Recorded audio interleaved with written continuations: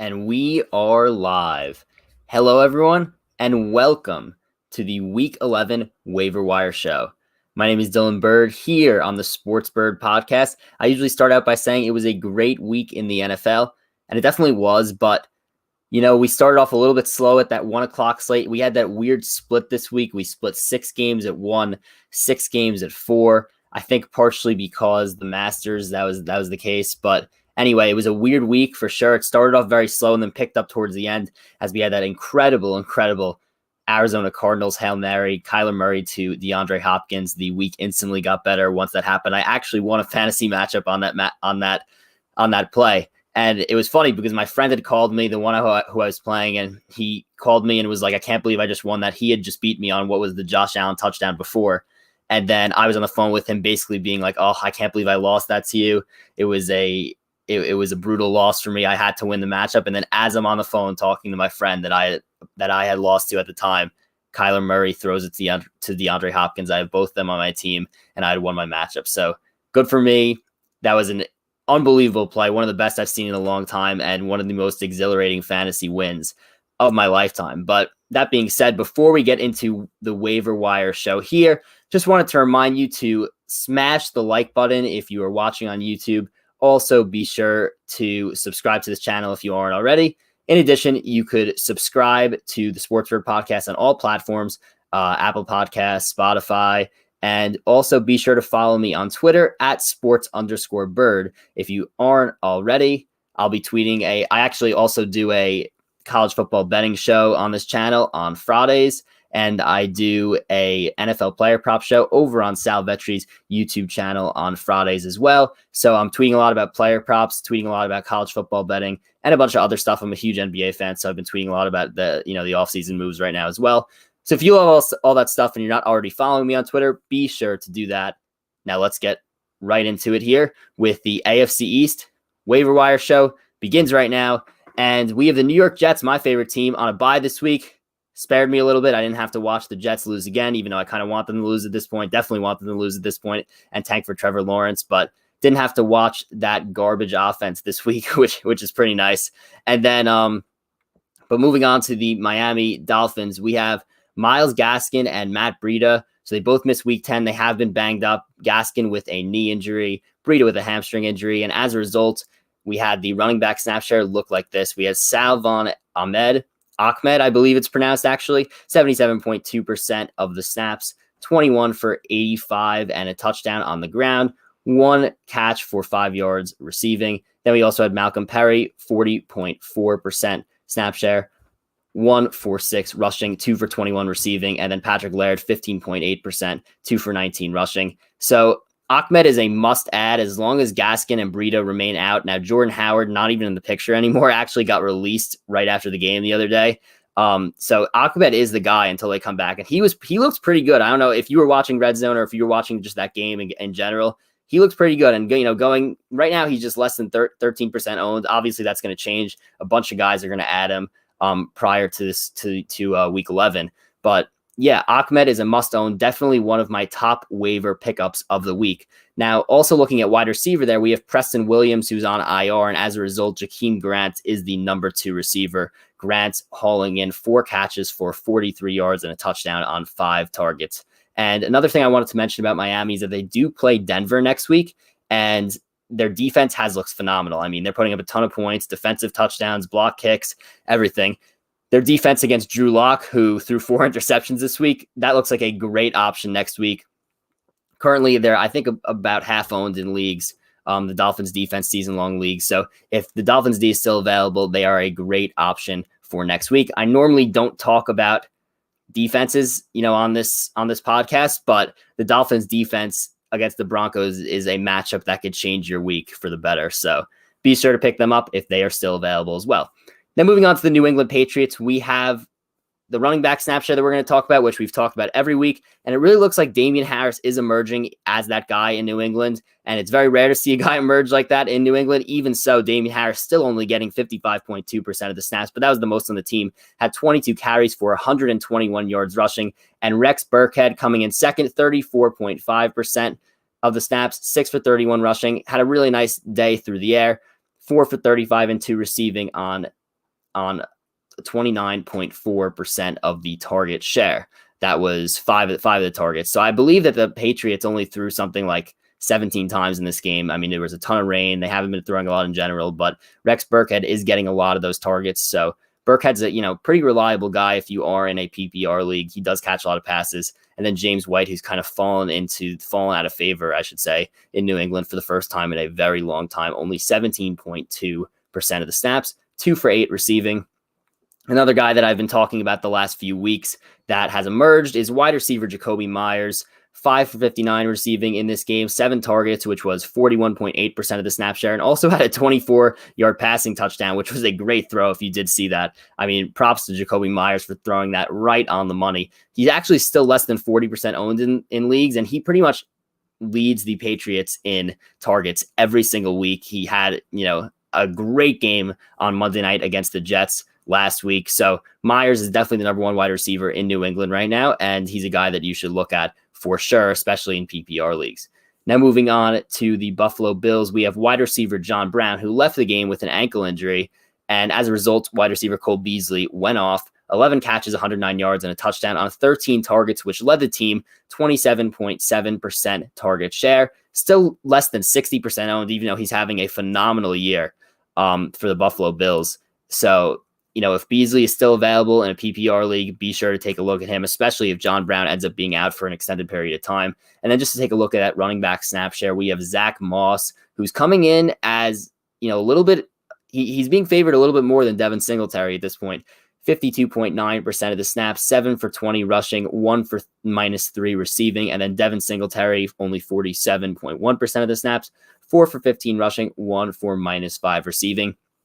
Also, if you've been watching the Bills lately, Moss just looks like he is the better running back than Devin Singletary. So, I mean, again, both these guys are owned in pretty much all leagues, but just wanted to also point that out before we move on. So, just bear with me for this technology change here. Just got to change screens. And here we go. All right, so to move on to the AFC North, we have the Baltimore Ravens. The only thing I want to mention here, just the running back snap share, pretty much the only thing that I've spoken about all year, because other than, these running backs, and they haven't been that fantasy relevant. Lamar Jackson's not having a good year. None of these wide receivers have really emerged into anything. Mark Andrews has been very up and down. So the only, waiver wire guys you're really talking about are, potential fantasy owned guys besides Hollywood Brown and Mark Andrews and Lamar Jackson are these running backs who they've pretty much switched off getting the majority of the snap share all year. Now it looks like J.K. Dobbins is in favor, and he should because he's the best running back on this team, but all of them have played well at different times. We had J.K. Dobbins this week pick up 40.6% of the snaps, 5 for 13 rushing, only 1 for 1 receiving. Mark Ingram, 26.6% of the snaps, 5 for 5 rushing, 2 for 24 receiving, and then Gus Edwards, 23.4% of the snaps, but had the best day on the ground, 7 for 42 rushing, 1 for 31 receiving. Nothing much else to say about the Ravens, but it will be interesting just as to see how their team progresses, I should say, because they have not looked very good lately. I mean, look, I don't want to be too much in the recency bias here, but they definitely don't look as good as last year, and that loss to New England was pretty bad on Sunday night. Now moving on to the Cincinnati Bengals, we have Joe Mixon, who missed Week 10 once again, foot injury, and as a result, running back snap share, Giovanni Bernard, 67.2%, 8 for 30 rushing, 4 for 17 receiving on 7 targets. He had 18.4% of the target share as well. And then Samaje Perine, the backup running back, 25.0% of the snaps, 7 for 48 rushing, 1 for 7 receiving. Look, as long as Mixon is out, Giovanni Bernard is going to be that guy running. I'm hopeful that Mixon will be back in Week 11, however. Didn't mention any of the wide receivers for the Bengals because pretty much all of them are completely owned in season-long leagues, but T. Higgins is an absolute tank. That guy's going to be their number 1 or number 2 wide receiver for years to come. Obviously, Tyler Boyd has also been great this year as well. Now moving on to the Pittsburgh Steelers, nothing really to report new here in terms of injuries, in terms of waiver wire. Same guys that have been producing, so not going to spend any time on them here. But moving on to the Cleveland Browns, we have Nick Chubb, who returns from that knee injury. He did miss a few weeks, and as a result, 19 carries for 126 yards and a touchdown, 45.2% of the snaps. It was pretty funny because Nick Chubb, broke off a 59-yard run at the end of the game. And instead of running it in, he pulled a Brian Westbrook, as I saw, surfacing on Twitter, and basically just ran out of bounds at the 1 yard line, screwing over not only the -3 line in that game, but also screwing over everybody who needed those extra points from in fantasy football. So I was actually playing against Nick Chubb. Thank you, Nick Chubb, for running out of bounds there at the 1 yard line. Now, just bear with me while I switch screens once again to the AFC South. Now, looking at the AFC South, we have the Jacksonville Jaguars, who had Gardner Minshew out again with a thumb injury. Nothing else much to say here in terms of injuries, in terms of the waiver wire. This team is pretty awful, and if you look at their remaining schedule, it's pretty tough, and I would not be surprised if this team goes 1-15 to end the season. The Jets have some real competition for the tank here. But now moving on to the Indianapolis Colts, it was a great week for Nyheim Hines, and I know that this is another running back room that has kind of just shifted all year. You don't really know what to expect at all, but Nyheim Hines looks like he's the best running back on this team. 55.1% of the snaps, so by far got the majority, and he deserves it. 12 for 70 and a touchdown rushing, 5 for 45 and a touchdown receiving on 6 targets, which was 16.7% of the target share. He's still available in almost 50% of leagues, so be sure to pick up Nyheim Hines. I would not be surprised if the Indianapolis Colts use him a lot more, because they absolutely should. Anytime he's been used a lot this year, he's produced at a high level. Now, Jonathan Taylor, the rookie from Wisconsin, who was very hyped up going into the season, had a great, start to the year as well. Only 7 for 12 rushing, 2 for 25 receiving. He has not been playing well at all lately. So, if you have Jonathan Taylor, that's unfortunate. But if you have Jonathan Taylor, you best get Nyheim Hines on waiver wire if he's still available. Now, Jordan Wilkins also coming in 20.3% of the snaps, 8 for 28 rushing. So, just another name to keep an eye on in that backfield. But another guy who really came to the forefront this week was wide receiver Michael Pittman Jr., the rookie from USC. 7 catches, 101 yards receiving on 8 targets, 22.2% of the target share. He's less than 7% owned in season-long leagues. Now, just keep in mind that this is completely based on ESPN ownership across season-long leagues. Now, I assume that it's similar across, Yahoo and CBS and all these other websites, Sleeper, that you could possibly use for, your season-long leagues, but less than 7% owned in leagues right now. And I guarantee that's going to sky up this week, because it should. Michael Pittman may just be the most talented receiver on this team, given where T.Y. Hilton is in his career. But Pittman's really good, and I think that his role in the offense is going to increase as the season goes on. Now, moving on to the Tennessee Titans, nothing new to report in terms of injuries, in terms of waiver wire. Moving on to the Houston Texans, we have running back David Johnson, who missed Week 10 with a concussion, and we'll miss the next couple of weeks. He was actually put on IR, and as a result, running back Duke Johnson was the starter, 14 for 54 rushing. He had 0 catches, which was a big disappointment, but he actually played 94.4% of the snaps. I am not a fan of Duke Johnson at all. I just don't think he's that good of a running back. There's been a million times, it feels like, where, he's been hyped up. He's been added in a bunch of leagues. Every single year he seems to be a sleeper, and then he ends up doing nothing. So, but if a guy is getting over 90% of the snaps, he's worth the pickup or worth possibly even the play, just because he's getting that volume. And I think that's what Duke Johnson will get for the next few weeks while David Johnson is out. Now, I know he was, picked up, between week 9 and week 10 because of the David Johnson injury, but if he's still somehow available in your league, make sure you do add him. So we're going to switch over here to the AFC West, where we have the Kansas City Chiefs, who were on a bye this week. So not going to talk about them much here. Moving on to the Los Angeles Chargers, we have another weird running back snap share going on. So Austin Eckler did miss the game again. He's been out for a while with a hamstring injury, and they said it's pretty serious. I would not be surprised if he misses a few more weeks as well. And Justin Jackson, also with an injury, did miss this game. As a result, we have Kalen Ballage, 73.0% of the snaps, which is crazy for a guy like Ballage. Ballage has to have one of the lowest yards per carry totals I've ever seen in the NFL. If you saw him on the Dolphins last year, he literally averaged like 1 point something yards per carry on the season. With the Jets, he couldn't do anything either. This is just a guy he's not very good. It's as simple as that. But he was getting the volume for the Chargers, and as a result, he could be a fantasy-worthy guy going forward. 18 for 68 rushing, again, less than 4 yards a carry, but 5 for 34 receiving on 6 targets, 18.8% of the snaps. And then Joshua Kelly, I mean, he's taken a downturn as the season has gone on. Only 27.0% of the snaps, 7 for 21 rushing. Let's just say if you are losing snaps to a guy, to Kalen Ballage, especially a Kalen Ballage who was just signed a few weeks ago and cut from the Jets out of all teams. I mean, that's not a good look for Joshua Kelly at all. I mean, as long as Austin Eckler and Justin Jackson are out, Ballage could be a nice add just because of that volume. He is still under 50% owned, but I wouldn't, heavily rely on him too much. Now, looking at the Las Vegas Raiders, nothing to report here in terms of injury, in terms of waiver wire. They're looking really good as a team, though, 6-3. So good for John Gruden, good for them.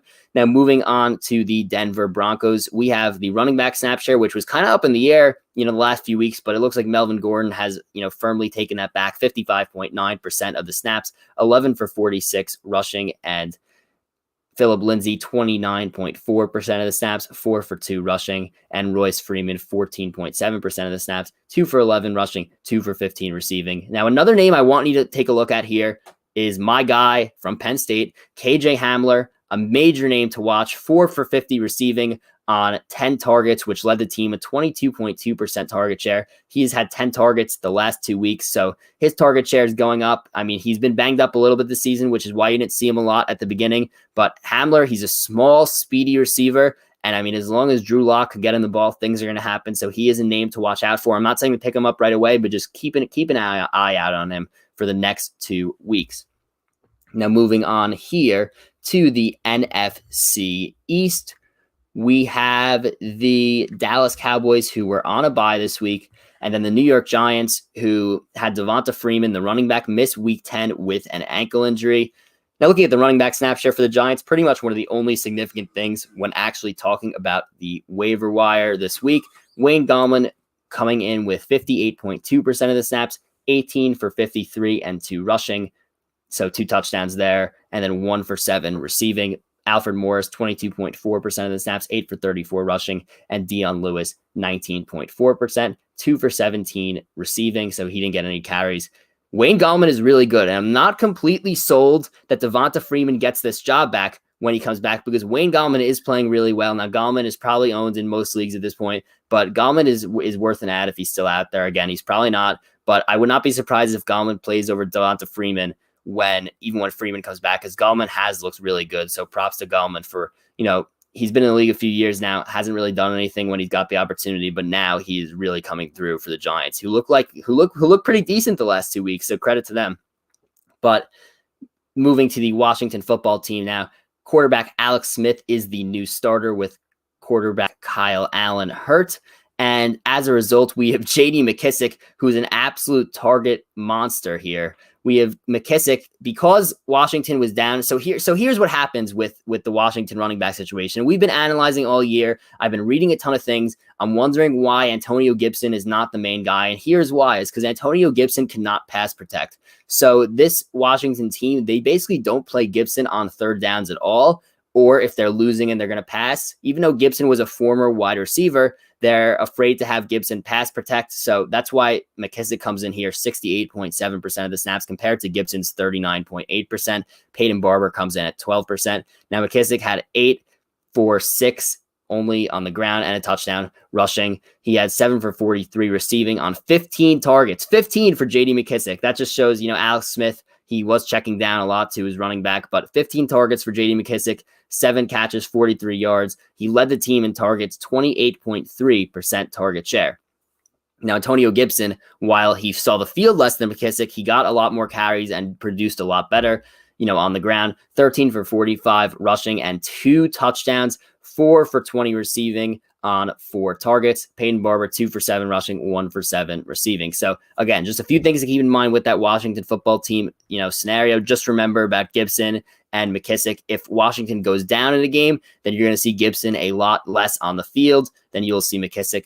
But if Washington is up in a game or close in a game, you'll see Gibson on the field more than you do see McKissic. And obviously, Alex Smith likes to check down to McKissic. So McKissic would be a good add in PPR league because he's just getting a ton of receptions while Smith is at quarterback.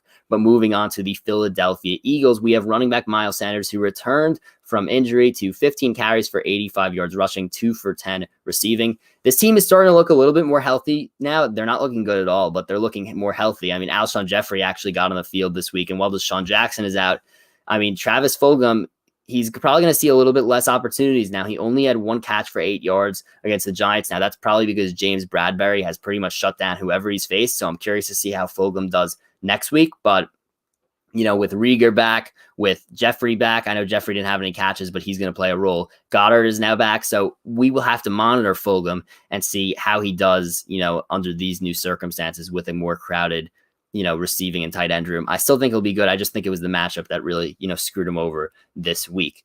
But now moving on to the NFC North here. Just bear with me. I got to figure out a way to make these transitions faster. I'd love to figure it out. But anyway, the Green Bay Packers here. Marquez Valdes-Scantling, the only guy I want to highlight, 4 for 149 and a touchdown receiving on 6 targets, 18.1% target share.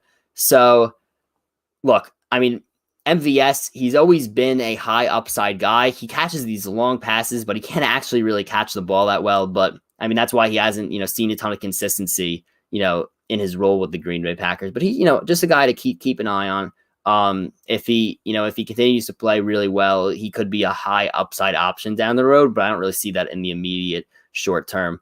Just want to give a shout out to Pat, who is the guy that I actually beat in fantasy this week on that last second Kyler Murray to DeAndre Hopkins touchdown. He is in the comments and he says, quote, "This is the worst," that he said, quote, "worst fantasy loss of my life." So just give a shout out to Pat there. Thank you for watching. But anyway, moving on to the Chicago Bears, we have quarterback Nick Foles. He left the game with a hip and glute injury, and that did not look good, but they said it's not as serious as they thought. Now, this Bears offense, last night was the first time that I've actually watched the Bears very closely throughout the season, like an entire game of the Bears. And I mean, this team they're brutal. This offense may be the worst in the NFL. It may be worse than the Jets. There's a chance of that. It's so bad, so beyond bad. But to talk about, fantasy related stuff for them, running back David Montgomery missed the game with a concussion. And as a result, Cordarrelle Patterson was the number 1 running back, getting 50% of the snaps, 12 for 30 rushing, 2 for 19 receiving. Ryan Nall, 1 for 0 rushing, 1 for 18 receiving. And then there were a few other guys, Lamar Miller and Artavis Pierce, getting carries as well. Nothing really significant there. Cordarrelle Patterson is certainly the backup guy, but wide receiver Darnell Mooney, also a guy just, you should be keeping an eye on. He did have 24 targets in his, last 3 games combined coming into this game, but only had 2 targets, Monday night against the Vikings, only 2 catches for 3 yards in that game. But Mooney is a guy to definitely keep an eye on because his usage was going up going into this game on Monday night against the Vikings, even though he didn't have a good game. But just keep an eye on Mooney, but the Vikings, nothing to report on them in terms of injury, in terms of waiver wire. And moving to the Detroit Lions, wide receiver Kenny Golladay missed week 10 with a hip injury. Wide receiver Marvin Jones, 8 for 96 and 1 on 10 targets, which is a 31.3% target share. Now, it looks like Golladay may return next week, but if he doesn't, Marvin Jones could be a pretty decent option because he is hauling in a ton of catches and a ton of targets. With Golladay out, he becomes that number 1 wide receiver. Matthew Stafford also got hurt in this game, hurt his thumb. It's not believed to be that serious, though, which is a good thing.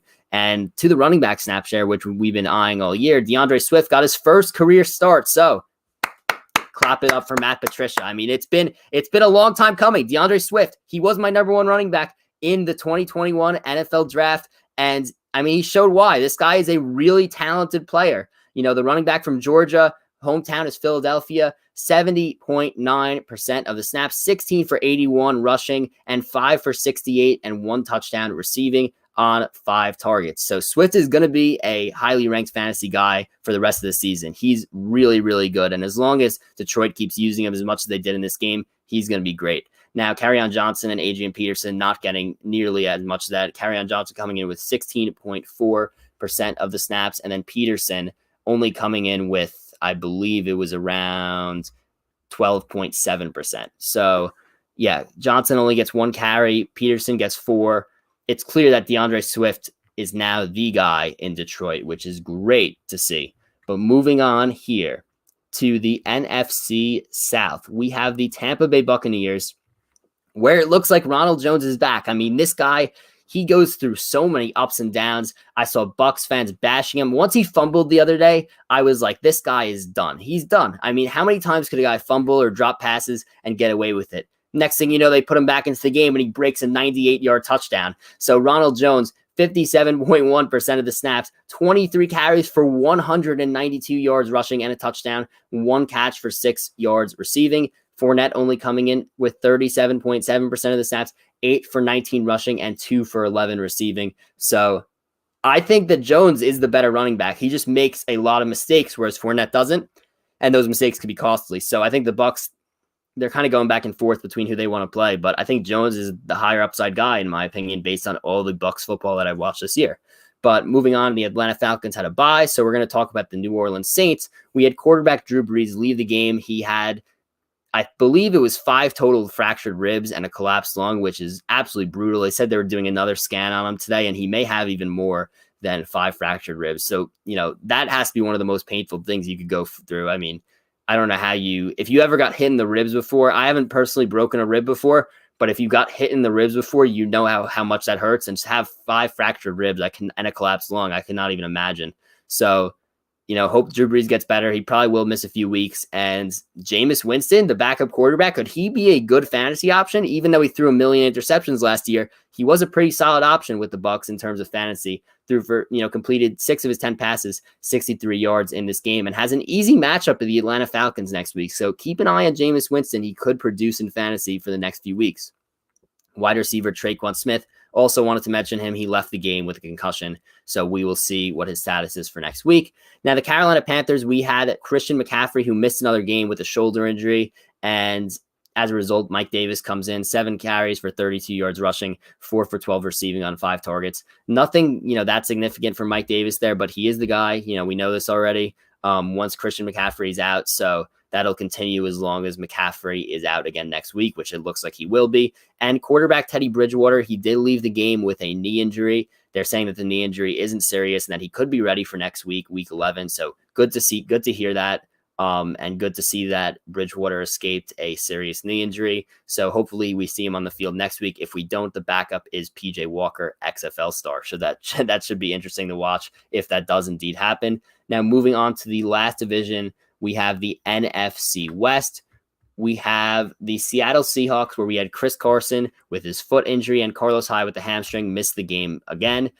And I was all over DJ Dallas the 2 weeks before this, but the Seattle's one of those teams that they don't really care about fantasy. They're just going to throw the running backs out there, whoever they feel like throwing out for the week. And it was Alex Collins' week. Alex Collins gets 47.7% of the snaps, 11 carries for 43 yards and a touchdown rushing, 1 for 4 receiving. DJ Dallas only 32.3% of the snaps, 2 for 8 rushing, 2 for 23 receiving, and Travis Homer 10.8% of the snaps, 3 for 19 receiving. So not much to say about that. I mean, I started DJ Dallas in a league, and that's just very disappointing that they just decided to not play him after he was pretty solid for the weeks prior to that. But they went with Collins. He played pretty well, and I am pretty sure we're probably going to see at least one of Chris Carson or Carlos Hyde back for the next game that Seattle plays.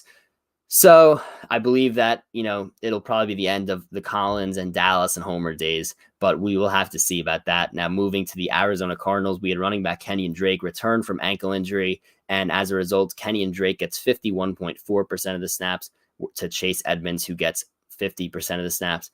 And Kenyon Drake, 16 for 100 rushing, 1 for 9 receiving, and Chase Edmonds, 8 for 56 rushing and 3 for 21 receiving. Again, both those guys are already owned. Just worth mentioning the snap share. San Francisco 49ers, who have been the most banged up team in football all year. I've had a full screen for them every single week because of the injuries. We have running backs Raheem Mostert, Tevin Coleman, and Deebo Samuel, all who missed week 10. Running back JaMychal Hasty sustained a broken collarbone. So another injury for their backfields. Really not good, but they do have a bye week this week, and it is expected that Mostert and Coleman and Deebo Samuel, but he's a wide receiver, but all 3 of those guys should be back, once the Niners come back from that bye week. And then moving to what the running back snap share was in this game against the Saints, we had Jerick McKinnon coming with 60.6% of the snaps, had a pretty crap day on the ground, 18 for 33 rushing, 1 for 13 receiving. JaMychal Hasty, before he got hurt, 22.7% of the snaps, 3 for 13 rushing, 2 for -4 receiving. And then Austin Walter, another running back. They just keep bringing these running backs in out of nowhere. 16.7% of the snaps, 1 for 3 rushing, 1 for 21 receiving. Another guy I want to mention is Jordan Reed, who will take the spot of George Kittle while Kittle is injured. So for most of the rest of the season, if not the entire rest of the fantasy season, 5 for 62 receiving on 6 targets, which was the second most of the team. So Reed could actually be a solid option. If you do have Kittle on your team, I mentioned this a few weeks ago, Reed could be a solid option to replace him if you don't really have a lot of appealing tight end options on the waiver wire. I think Reed definitely could be a pretty solid choice there. But moving on to our last team, the Los Angeles Rams, only thing to mention is the running back snap share. We have Malcolm Brown, 40.6% of the snaps, 6 for 33 on the ground and 2 touchdowns, 2 for 18 receiving. Cam Akers, the rookie from Florida State, 33.3% of the snaps, 10 for 38 rushing, and Darrell Henderson comes in with only 26.1% of the snaps, 7 for 28 in a touchdown rushing, 1 for 5 receiving. Henderson has been the best running back on this team all year, but for some reason, the Rams are like the Seahawks. They're like the Patriots. They just kind of do whatever they want. And it wasn't Darrell Henderson's day, apparently. So he only got 26.1% of the snaps. So that'll do it for this week's waiver wire show. Just wanted to remind everyone that if you're watching and you haven't liked the video yet, be sure to smash that like button and be sure to subscribe to this YouTube channel if you aren't already. Also, be sure to subscribe if you're listening, on Apple Podcasts and Spotify. Be sure to leave a rating, leave a review. Doesn't take that long. Be sure to do that. It really would help me out. In addition, if you're just watching, be sure to subscribe to the Sports Bird podcast on Spotify, on Apple Podcasts. And if you aren't already, be sure to follow me on Twitter at sports_bird.